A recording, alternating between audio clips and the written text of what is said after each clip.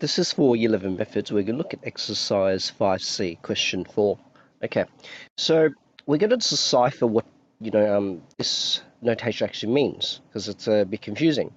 Now, we've got a set, because we've got set symbols, such that the coordinate x, comma, -2, given x is a member real. So x can be, we know that just means x can be any number on the number line. What this actually means, this is actually a coordinate, okay? It's a coordinate, okay? We know that the y coordinate must be -2. The x coordinate can be anything you want. So it could be any point that has a y coordinate of -2. So if you think about this, what what equation or what function can you think of always has a y coordinate of -2?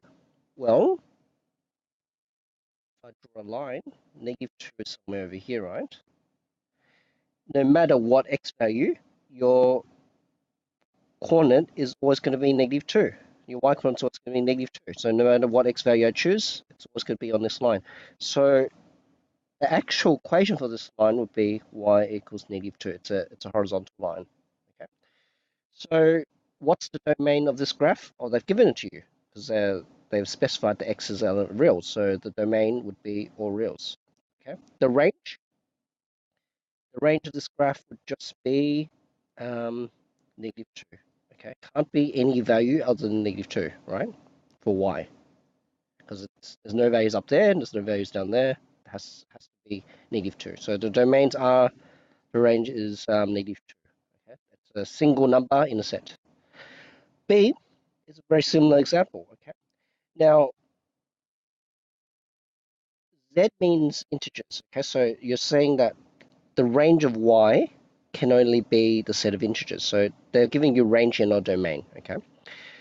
Now, 3 comma y just basically means the y value can change, okay, but the x value can't. The x value is fixed at 3. So the equation for this is x equals to 3, okay, as a normal equation. So if you draw a graph of this, it's just basically this graph, x equals 3. Now, there's a problem here.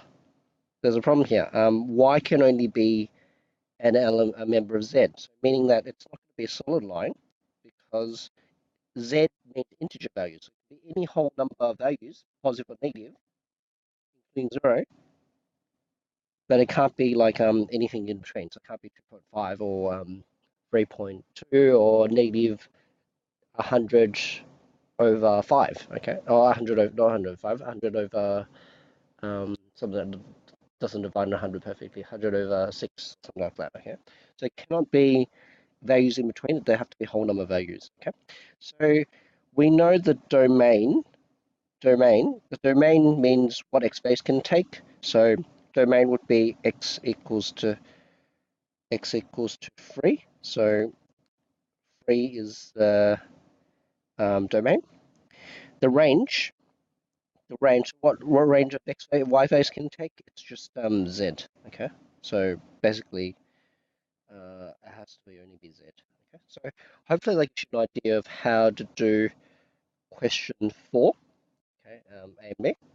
We'll go to question 5. Okay, so I believe we wanted to help with B and C. Okay, so we've got a function here, and we want to find each of these values for the function.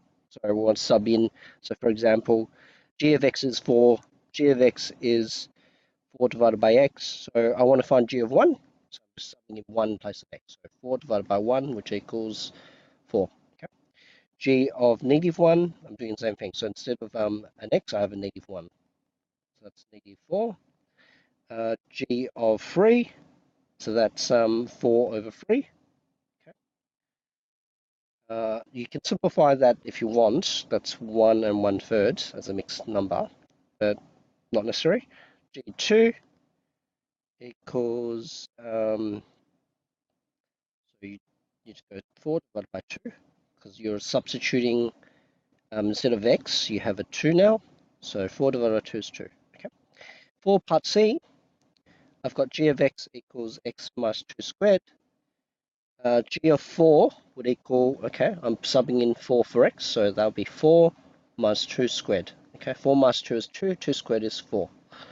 G of negative 4, okay, so negative 4 minus 2 squared, minus 6 squared, 6 6 is 36. Okay, and G of 8 equals, G of 8 means 8 minus 2 squared, 6 squared is 36. Okay, oops, 36. All right, so that's how you basically approach 5, B, and C. And if we go to the next one, question 11. Now it says consider the function, okay, so giving you a function, it's a quadratic. The image of 0, okay? Remember, with functions, you've got like a function, you have a pre-image and an output, which is the image, okay?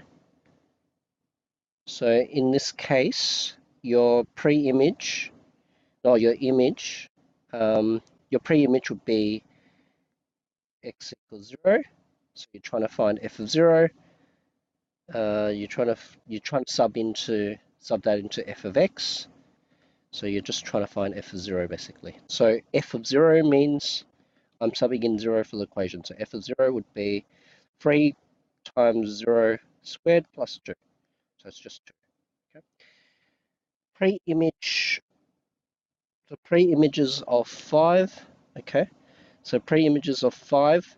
So we know that the result is 5. Okay. So the result, the image of something equals 5. Okay. So if you're just basically solving for f of x equals 5. You're trying to find what the pre-image is, what the x values are that gives you an image of 5. Okay.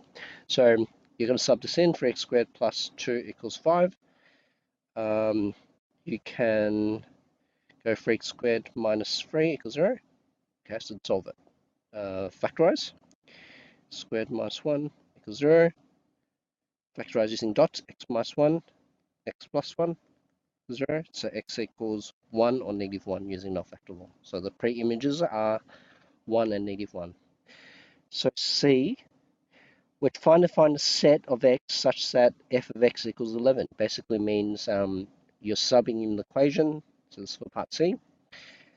You're going 3x squared plus 2 equals 11. And you're trying to solve this. Okay, oops.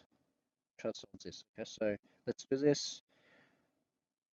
3x squared equals, I want to move the 2 to the other side, that's 9. X squared equals 3. I square both sides, so plus or minus root 3. X equals plus or minus root 3. Okay, so it gives you the pre-image values of plus or minus root 3. Okay, so this is tricky in that you need to know what like an image is and pre-image is. I know it's not easy because this is the first time you've probably done it, but that's the idea. Okay, so go pre-image, where x value you're subbing in to the function, and getting the value of that, which is the image. So hopefully it helps.